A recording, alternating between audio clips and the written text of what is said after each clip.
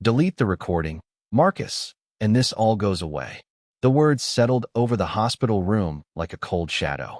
Officer Ryan Mitchell stood beside the closed door, one hand resting on the metal handle, his expression calm in a way that felt far more unsettling than anger. Outside, the late November rain tapped softly against the fifth-floor window of St. Anne's Medical Center in Charlotte, North Carolina. The city lights shimmered through the glass in blurred streaks of white and gold, reflecting across polished floors and silent machines. Marcus Johnson lay propped against a hospital pillow, his shoulders stiff beneath a thin gray blanket. A monitor beside him traced steady green lines across a black screen. Beep, beep, beep. The sound filled the silence between them. Marcus looked at Ryan, but said nothing. He had spent 40 years learning when silence was safer than speaking. Yet tonight, silence felt dangerous too. Ryan took a slow step forward. Nobody needs more trouble. Not you. Not your daughter. Marcus's jaw tightened. At the mention of his daughter, his eyes drifted toward the corner of the room. A small pink backpack sat beside a chair near the window. One of the straps had a faded keychain hanging from it, a smiling yellow school bus. 12-year-old Ava had left it there before finally falling asleep in the family waiting area downstairs. She had refused to leave her father's side for 3 straight days. Ryan followed Marcus's gaze and smiled faintly. She seems like a good kid. Marcus finally spoke. Leave her out of this. The officer nodded slowly, almost sympathetically. That's exactly what I'm trying to do. Rainwater streaked down the window behind them. Somewhere beyond the walls of the hospital, an ambulance siren wailed briefly before fading into the distance. The building settled into the quiet rhythm of a long night shift. Nurses walked softly through distant hallways. Elevators chimed. Wheels rolled across tile floors. Life continued. Yet inside room 512, the air felt frozen. Ryan reached into his jacket and pulled out a cell phone. He placed it carefully on the bedside tray. The screen lit up for a moment before fading dark again. You know what I'm talking about, he said. Marcus stared at the device. His heartbeat quickened. The monitor beside him responded instantly. Beep, beep, beep, beep. Ryan noticed. You're a smart man, Marcus. Always have been. His voice lowered. That recording never needed to become anyone else's problem. Marcus swallowed slowly. Memories flashed through his mind. Rain. Flashing patrol lights. Voices in the darkness. Words he was never supposed to hear. Words that explained too much. Words that had changed everything. Ryan leaned closer. Tell me where the copy is. Marcus looked away. Outside the room, a pair of footsteps echoed briefly down the corridor. Then silence returned. The officer waited. Marcus remained quiet. For several seconds, neither man moved. Then Ryan exhaled through his nose and straightened his posture. His calm confidence suggested he believed time was on his side. What he didn't know was that somewhere inside the hospital, another clock was already counting down. And before this night was over, the man who walked into room 512 believing he controlled the story would discover he was no longer the one writing it. 3 days earlier, Marcus Johnson had been doing what he always did every weekday morning. He was driving bus 27 through the quiet neighborhoods of East Charlotte before sunrise. The streets were still wet from overnight rain, and the orange glow of streetlights reflected across the windshield in long shimmering lines. The heater hummed softly beneath the dashboard. A half-finished cup of coffee sat in the holder beside him. For most people, Marcus was simply the friendly school bus driver who remembered every child's name. Parents trusted him. Teachers appreciated him. Children waved when they saw him at football games or community events. He had spent nearly 12 years driving the same routes, showing up before dawn and returning home long after the final afternoon drop-off. It was not glamorous work, but Marcus carried himself with quiet pride. Every morning, he transported more than 40 children safely across the city. To him, that mattered. At 40 years old, life had not given him many shortcuts. His wife, Danielle, had passed away from illness 6 years earlier. Since then, every decision he made centered around one person, Ava. Their small 2-bedroom apartment sat above a family-owned hardware store less than 5 miles from the school district transportation yard. The place was modest. The paint was fading in some rooms. The kitchen floor squeaked near the refrigerator. But it was home. Photographs filled the walls. School awards hung beside family pictures. Laughter lived there. Marcus protected that life fiercely. On the morning everything changed, He finished his route shortly after 8 o'clock and parked the bus in its assigned space. The sky remained gray, threatening another storm. Most drivers headed inside immediately, but Marcus stayed behind for a moment to organize paperwork. He liked routines. They made life predictable. He was gathering student attendance forms when his phone vibrated. A text message from Ava appeared on the screen. "Good luck tonight, Dad. Do not forget my science presentation after school." Marcus smiled instantly. He typed back a reply. Would not miss it for the world. The smile remained on his face as he locked the bus and walked across the lot. He had no idea it would be the last normal message he would read for days. Later that evening, after attending Ava's presentation and stopping for takeout on the drive home, Marcus found himself taking a different route than usual because of road construction. The detour led him through an industrial section of the city near an old warehouse district. Few businesses remained open after dark. Most buildings stood empty. Rain had begun falling again, tapping against his windshield in steady rhythms. As he waited at a red light near a railroad crossing, voices drifted through his partially opened window. At first, he paid little attention. Then one sentence caught his ear. The tone felt wrong. Serious. Urgent. Marcus glanced toward a nearby alley illuminated by a single security light. Several figures stood there speaking quietly. Their faces were difficult to see through the rain. Marcus reached for the button to close the window, but before he could, another sentence reached him clearly. His hand froze. Something about what he heard made his stomach tighten. Something important. Something he knew he should probably forget. Yet as the rain continued falling and the traffic light remained red, Marcus found himself listening instead. And without realizing it, he had just stepped into a story far bigger than his own. The red traffic light continued glowing through the rain. Water streamed down Marcus Johnson's windshield, turning distant lights into blurred streaks of color. He should have driven away the moment the intersection cleared. Instead, something in those voices kept his attention fixed on the alley. One man sounded nervous. Another sounded irritated. Then a third voice entered the conversation. Calm, confident, familiar. Marcus could not immediately place it, but he knew he had heard it before. He lowered the volume of the radio without thinking. The rain became louder. So did the conversation drifting through the cracked window. The reports are already finalized, one voice said. Nobody is going to question them. Another responded quickly. That is not the point. We cannot afford mistakes right now. Marcus frowned. The words themselves were not alarming. Plenty of people discussed reports and mistakes. Yet the tone felt different. The speakers sounded less like coworkers and more like people worried someone might discover something.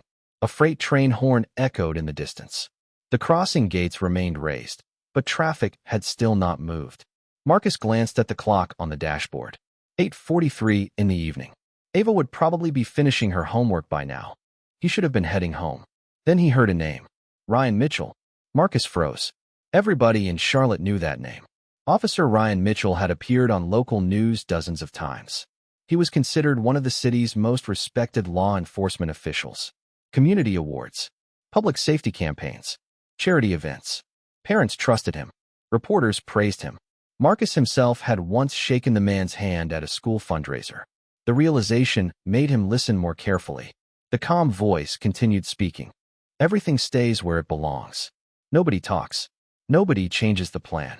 Marcus felt a chill despite the warmth inside his vehicle. He reached toward the center console and picked up his cell phone. At first, he only intended to check the time. Then another thought crossed his mind. A simple precaution. Nothing more. His thumb pressed the audio recording application. The screen lit softly in the darkness. He placed the phone face down beside him. The recording began silently. Outside, the voices continued. Rain drummed steadily against metal rooftops. Water flowed through storm drains. The city seemed wrapped in shadows and reflected light. Marcus could not see every face clearly, but he could make out outlines beneath the security lamp. For men, dark jackets. One stood slightly apart from the others. The posture looked authoritative, comfortable, like someone used to being obeyed. Then the traffic signal changed. Green. Cars ahead finally began moving. A horn sounded behind him. Marcus's hands tightened on the steering wheel. For a brief moment, he considered staying. He considered rolling closer, maybe even trying to see more. Instead, common sense won. He pressed the accelerator and drove through the intersection. Within seconds, the alley disappeared behind him. The voices faded. The rain remained. Marcus released a slow breath and shook his head. It was probably nothing. A strange conversation. A coincidence. Maybe he would delete the recording later. Maybe he would never listen to it at all. Yet 20 minutes later, after parking outside his apartment building and carrying dinner upstairs, he found himself thinking about those voices again. And as he stood at the kitchen counter unpacking takeout containers while Ava talked excitedly about school, his phone remained in his pocket, carrying a recording that would soon change both of their lives forever. The recording sat untouched on Marcus Johnson's phone for nearly 24 hours. Life moved forward the way it always did. He woke before dawn, drove his morning route, greeted sleepy students climbing aboard Bus 27, and smiled when elementary school children shouted good morning from the front seats. The weather had finally cleared, leaving behind crisp November air and bright blue skies. To everyone around him, nothing seemed unusual. Yet every time Marcus reached into his pocket and felt the weight of his phone, curiosity returned. By Wednesday evening, curiosity finally won. Ava was finishing homework at the kitchen table while a small lamp cast warm yellow light across the apartment. The smell of macaroni and cheese lingered in the air. Outside the window, traffic rolled steadily through the streets below. Marcus sat on the couch and opened the recording. At first, all he heard was rain, tires splashing through puddles, distant train horns, wind. Then voices emerged from the background, faint but clear enough. Marcus listened carefully. The conversation unfolded slowly. Several men discussed reports, schedules, and locations. Most of it sounded meaningless. Then certain phrases began standing out. Missing files, adjusted records, internal reviews. One speaker repeatedly mentioned keeping information away from investigators. Marcus frowned. He increased the volume. Ava looked up from her homework. "What are you listening to?" she asked. "Nothing important," Marcus replied, though he no longer believed that himself. He continued listening. Then he heard the familiar voice again. Calm, controlled, confident. The same voice he had recognized in the alley. Officer Ryan Mitchell. This time there was no doubt. Marcus had seen enough interviews and community events to know exactly how the officer sounded. The realization made his chest tighten. He replayed the section twice. Then a third time. The voice remained unmistakable. Marcus lowered the phone slowly. The room suddenly felt smaller. He was not a detective. He was not a lawyer. He was certainly not someone looking for trouble. Yet he knew what he had heard. The question was what to do about it. For the next hour, he wrestled with that decision. Part of him wanted to delete the recording immediately and forget the entire thing. Life was already complicated enough. Bills, work, raising Ava alone. He did not need involvement in something connected to powerful people. Another part of him remembered the words he had heard. If even half of them meant what they appeared to mean, ignoring the recording felt wrong. Around 10 o'clock that night, Marcus made a decision. Not because he wanted attention, not because he wanted recognition, because he believed the truth mattered. He copied the audio file onto a small flash drive he kept for work documents. Then he placed the drive inside an old metal lunchbox stored on the top shelf of his closet. After that, he emailed the recording to a private account only he could access. Multiple copies, multiple backups, precautions, nothing more. Or so he thought. The next morning, everything changed. During his afternoon break at the transportation yard, Marcus noticed something unusual. A dark sedan sat parked across the street. The vehicle remained there for nearly an hour. When he left work later that day, it was still there. Maybe it was a coincidence. Maybe it was not. Marcus tried convincing himself he was imagining things. But as the sun disappeared below the Charlotte skyline and long shadows stretched across the parking lot, a feeling settled into his stomach that he could not shake. Somehow, someone seemed to know he had heard something he was never supposed to hear. The uneasy feeling followed Marcus Johnson everywhere over the next 2 days. It sat beside him during his morning routes. It lingered in the mirrors of Bus 27 as children laughed and talked on their way to school. It followed him through grocery store aisles and parking lots. Every time he noticed the same dark sedan or caught someone watching a little too long, the feeling grew heavier. By Friday afternoon, even Ava noticed something was wrong. "Dad, are you okay?" she asked as they walked through Freedom Park beneath trees covered in gold and red leaves. Marcus forced a smile. "Just tired, sweetheart." She studied him for a moment. Ava had inherited her mother's ability to notice things people tried to hide. Finally, she nodded, and continued walking beside him. The cool breeze carried the scent of fallen leaves and freshly cut grass. Families pushed strollers along the paths. Joggers passed by. Everything looked normal. That almost made Marcus more uncomfortable. Later that evening, after dinner, his phone rang. The number was unfamiliar. Marcus nearly ignored it. Something told him not to. "Hello," he answered cautiously. A calm voice responded. "Mr. Johnson, my name is Daniel Harper. I work with the Office of Inspector General. I would like to speak with you regarding information that may be important." Marcus immediately sat upright. "How did you get this number?" A brief silence followed. "Because someone else is already looking for you." The words sent a chill through him. Marcus moved toward the window and looked down at the street below. Traffic rolled normally through the intersection. Store signs glowed in the evening darkness. Nothing seemed unusual, yet his pulse quickened. "I do not understand," Marcus said. "You do not need to understand everything tonight," Harper replied. "You only need to answer one question. Have you recently come into possession of information involving public officials?" Marcus hesitated. The silence stretched long enough for Harper to notice. "I thought so," the man said quietly. "Mr. Johnson, listen carefully. Do not discuss that information with anyone. Do not share it. Do not delete it. Most importantly, if anyone approaches you claiming this is a misunderstanding, do not believe them." Marcus looked toward Ava's bedroom. Light spilled beneath the door. She was probably finishing a science project for school. The ordinary sight made everything feel even more surreal. "Why are you telling me this?" Marcus asked. Harper's voice lowered. "Because there are people who believe that recording disappeared days ago." Marcus froze. He had never mentioned a recording. Not once. The realization hit him instantly. Whoever Daniel Harper was, he already knew far more than he should. "How do you know about that?" Marcus asked. Another pause. Then came the answer. "Because we have been tracking some of those voices for nearly 3 years." Marcus felt the room tilt slightly. 3 years. This was bigger than corruption inside a single department. Bigger than a conversation in an alley. Bigger than anything he had imagined. Harper continued. "I cannot explain everything over the phone, but I need you to stay alert. Someone is trying very hard to find out what you heard." Before Marcus could respond, headlights swept across the apartment wall through the living room window. A vehicle had just stopped outside the building. Marcus stepped closer to the glass. Down below, a familiar dark sedan sat parked across the street. This time, it was not leaving. Marcus Johnson stood motionless beside the apartment window long after the phone call ended. Below, the dark sedan remained parked beneath a flickering street lamp. Its windows were tinted. Its engine appeared to be running. Warm exhaust drifted into the cool November air. Charlotte's downtown skyline glowed faintly in the distance, a collection of silver towers rising above the darkness. Normally, Marcus found comfort in city lights. Tonight, they felt far away. He slowly lowered the blinds and stepped back from the glass. Across the room, family photographs lined a bookshelf. One showed Ava missing her front teeth at age 7. Another showed Danielle laughing during a beach trip years ago. The images seemed to belong to a different life. A simpler life.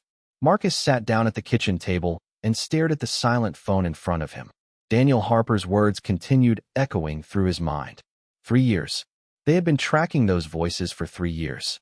Whatever was happening had started long before Marcus accidentally stopped at that traffic light. He was not the center of the story. He was simply the person who had stumbled into it. The realization should have made him feel better. Instead, it made everything feel larger, more dangerous, more complicated. A bedroom door opened softly. Ava emerged carrying a science textbook against her chest. "Dad," she asked. Marcus immediately forced a smile. "Everything okay?" She nodded but studied his face. "You look worried." Marcus looked down at the table. Children noticed more than adults realized. Especially children who had grown up watching a single parent carry every burden alone. He reached for her hand and squeezed it gently. "Just a long week." Ava sat beside him. For a few moments, neither spoke. The apartment settled around them.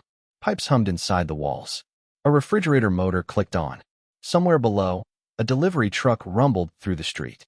Ordinary sounds. Familiar sounds. Marcus listened carefully, almost grateful for them.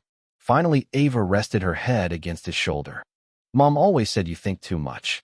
A small laugh escaped him. "Your mother said that a lot." Ava smiled. And she was usually right. The comment lingered in the room. Marcus looked toward the framed photograph of Danielle above the bookshelf. The image had been taken during a summer picnic years earlier. Sunshine illuminated her face. Her smile seemed unchanged by time. For the first time all week, Marcus felt something other than fear. He felt clarity. Danielle had always believed that truth mattered even when it was inconvenient. Even when it was difficult. Especially when it was difficult. Marcus rose from the table and walked toward the hallway closet. He reached the top shelf and carefully removed the old metal lunchbox. Dust coated the lid. Inside sat the flash drive. Small, ordinary, yet somehow capable of changing lives. Marcus stared at it for several seconds before placing it back inside. Then he returned the lunchbox to its hiding place. Some decisions could not be undone once made. He knew that now. Outside, the dark sedan remained parked beneath the street lamp. Inside, Ava eventually returned to her room and the apartment grew quiet. Marcus remained awake long after midnight. Moonlight filtered through the blinds in pale silver lines. The city continued moving beyond the windows. Somewhere out there, people were searching for answers. Somewhere out there, others were trying to keep those answers buried. Marcus did not know exactly where this path would lead. He only knew one thing. He was no longer willing to pretend that what he heard did not matter. And while he sat alone in the darkness, someone else was already making a decision that would change everything by morning. Marcus Johnson barely slept. Dawn arrived slowly over Charlotte, painting the horizon in pale shades of silver and blue. By 6 o'clock, he was already sitting at the kitchen table with a mug of untouched coffee growing cold in his hands. The dark sedan was gone. The street below looked ordinary again. Commuters hurried toward work. Delivery trucks rolled through intersections. Children waited for school buses beneath the crisp morning sky. Yet Marcus knew something had changed. He could feel it. Ava entered the kitchen wearing her school backpack and smiled sleepily. "You were up all night again, were not you?" Marcus nodded. "A little." She walked over and hugged him without saying anything else. It was the kind of simple gesture that made difficult days easier. After dropping Ava at school, Marcus spent the morning trying to focus on work. He greeted students, checked mirrors, followed routes, smiled when children waved goodbye at their stops. But his mind remained elsewhere. Around noon, his phone vibrated. A text message appeared from an unknown number. "Meet me at Marshall Park. 1 o'clock. Come alone." No signature. No explanation. Marcus stared at the screen. His first instinct was to ignore it. Then a second message arrived. "You deserve to know why they are afraid of that recording." At 12:55, Marcus sat alone on a wooden bench overlooking the fountain at Marshall Park. Office workers crossed nearby sidewalks carrying lunch bags and coffee cups. Water sparkled beneath bright sunlight. The setting felt almost peaceful. Then a man approached wearing a navy jacket and carrying a folder under one arm. He looked ordinary. Mid-40s. Clean-cut. Professional. Nothing about him stood out. "Marcus Johnson?" the man asked quietly. Marcus nodded. "Daniel Harper?" The man sat beside him. "Thank you for coming." For a moment neither spoke. Harper watched the fountain while children played nearby. Finally, he opened the folder. Inside were photographs, reports, and documents covered with notes. Marcus immediately recognized one face. Ryan Mitchell. Then he recognized several others from local news reports. City officials, contractors, department supervisors. Harper noticed the shock on his face. "Now you understand why we have been investigating this for 3 years." Marcus slowly turned another page. More names, more photographs, more connections. It stretched far beyond a single officer, far beyond a single department. "What is all this?" Marcus asked. Harper exhaled.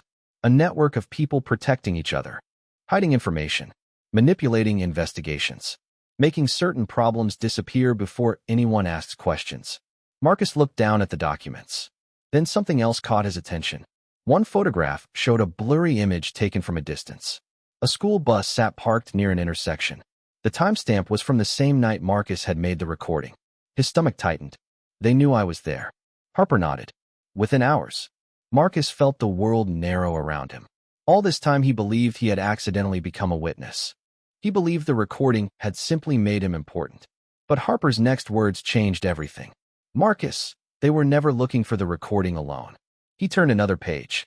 At the center sat a photograph of Marcus himself. "They were looking for you." Marcus stared at the image while the fountain continued sparkling under the afternoon sun. For the first time, He realized the story had started long before he ever pressed record. Marcus stared at the photograph for several long seconds. The image was grainy, taken from far away, yet there was no mistaking the school bus or the date stamped in the corner. Daniel Harper closed the folder and rested both hands on it. Around them, office workers continued crossing the park. Water danced across the fountain. A city bus rolled past the street beyond the trees. Life moved normally, completely unaware that Marcus's world had just shifted again. "I do not understand," Marcus said quietly. "Why would they be watching me before any recording existed?" Harper nodded as though he had expected the question. "Because you were never supposed to be there that night." Marcus frowned. Harper opened the folder again and slid another document forward. It contained route maps from the school transportation department. Marcus immediately recognized them. "The road construction detour," Harper said. According to official records, it was scheduled to begin 48 hours later. Marcus looked up sharply. "That cannot be right." "It is." Harper tapped the paper. Someone altered traffic notices. Several vehicles were redirected through that warehouse district on the exact night a private meeting occurred. Marcus felt his pulse quicken. The memory returned instantly. The rain, the red light, the voices drifting through the darkness. Everything he had believed was random suddenly seemed less certain. "Are you saying they arranged it?" Harper shook his head. "No, we believe someone else did." The answer only deepened the mystery. Before Marcus could ask another question, Harper reached into his jacket and handed him a small envelope. Inside was a photograph. Marcus's breath caught. It showed Ava walking out of school 2 days earlier carrying her backpack. "Why do you have this?" Harper asked softly. Marcus's expression hardened. "Because somebody else took it first." Silence settled between them. The fountain continued splashing in the background. Harper allowed several moments to pass before speaking again. "Marcus, listen carefully. There are good people working this investigation. People who want the truth. But there are also individuals who know everything is beginning to unravel." Marcus looked down at the photograph of his daughter. Fear touched him again, but this time it was different. Sharper. More personal. Harper noticed. "Your daughter is safe," he said. "She has been safe the entire time." Marcus nodded slowly, though the reassurance did little to calm him. Then Harper surprised him. "Do you know who contacted us first?" Marcus looked up. "You did not." Harper gave a small smile. "No." For the first time all afternoon, Marcus seemed genuinely confused. "Then who did?" Harper pointed toward the photograph still resting in Marcus's hand. Marcus stared at it. Then realization slowly appeared in his eyes. "Ava." Harper nodded. 3 nights ago, she found the backup email notification on your laptop.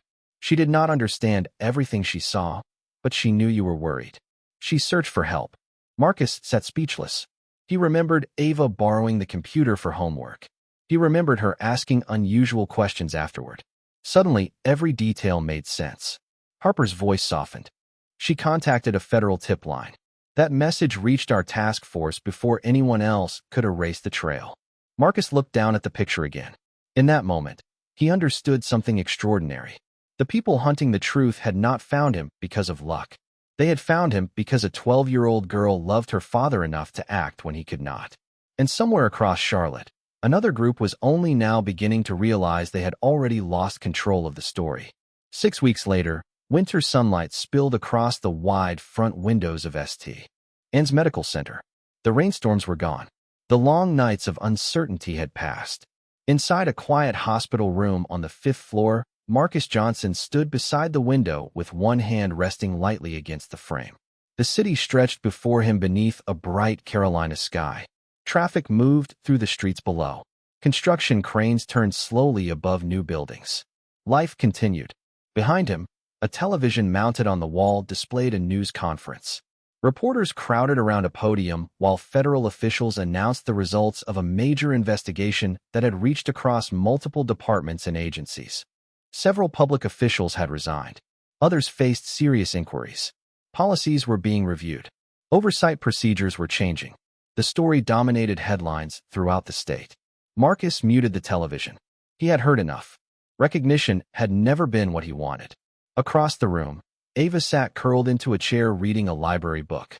Every few minutes, she glanced up to make sure her father was still smiling. Each time he was. The door opened softly. Daniel Harper stepped inside, carrying a small paper bag from a local bakery. I figured hospital food had probably earned enough victories for one lifetime, he said. Ava laughed. Marcus shook his hand. The gesture felt different now. Less like a meeting between strangers and more like a meeting between people who had survived something difficult together. Harper looked out the window. You know, most people would have walked away. Marcus smiled faintly. Most people have a family worth protecting. Harper nodded. For a moment, nobody spoke. Sunlight illuminated the room. Dust drifted through the warm beams of light. Somewhere down the hall, a nurse laughed at something a patient said. The sound felt wonderfully ordinary. Harper eventually reached into his jacket and handed Marcus a small envelope. Inside was a letter, a formal statement confirming that the investigation had closed and that Marcus's cooperation had helped uncover the truth. Marcus read it quietly before folding it back into the envelope. Then he placed it on the table without another word. Ava looked up from her book. That is it, she asked. Marcus smiled. That is enough. Harper laughed softly. You really are different from most people. After he left, silence settled comfortably over the room. Marcus walked over and sat beside his daughter. Ava leaned against his shoulder exactly the way she had the night everything began. Outside, sunlight reflected from distant office towers like polished gold. Marcus thought about Danielle. He thought about the school bus waiting for him to return to work next week. He thought about the children who would climb aboard every morning expecting nothing more than a safe ride and a friendly smile.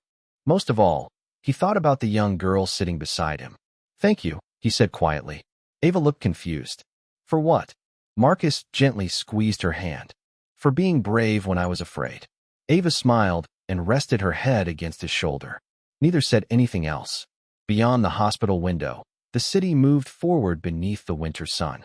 And for the first time in a very long time, Marcus Johnson simply sat still, listening to the peaceful silence that follows when truth no longer has to hide.